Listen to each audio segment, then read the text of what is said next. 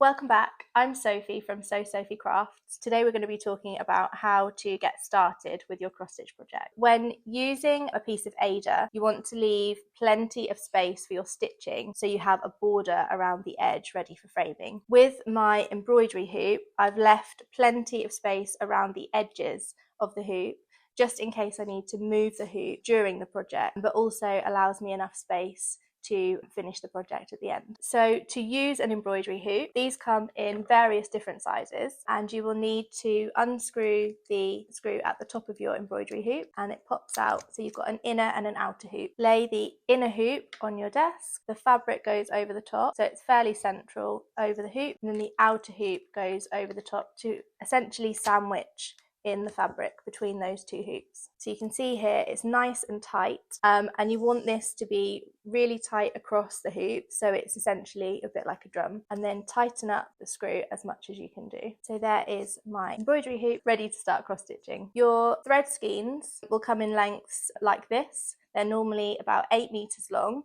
and consist of 6 strands wound together. For DMC embroidery thread skeins, you'll want to pull the tail at the bottom near this tag, and it's a much easier way of releasing the thread without getting in a tangle. So I'm going to grab the length here, and if you pull down in one movement, it should avoid it from getting too tangled. A good length of thread to use is from your fingertips to the end of your arm, and it just means that you will not be using too much thread and avoid getting in too many tangles. So once you have your length of thread, this will be 6 strands all wound together, and you want to release 1 strand at a time. So what I normally do is put the bunch of threads between your thumb and finger and pull 1 strand at a time in one smooth motion to avoid it getting tangled. For cross stitch, we tend to stitch with 2 strands of thread on our needle. Rather than releasing 2 strands from my thread, I'm going to use 1 strand folded in half, which is called a loop method. So I've got my 1 strand, folded it in half here, and where the 2 ends meet, I'm going to thread onto my needle. So with those 2 strands on the end of my needle, I then have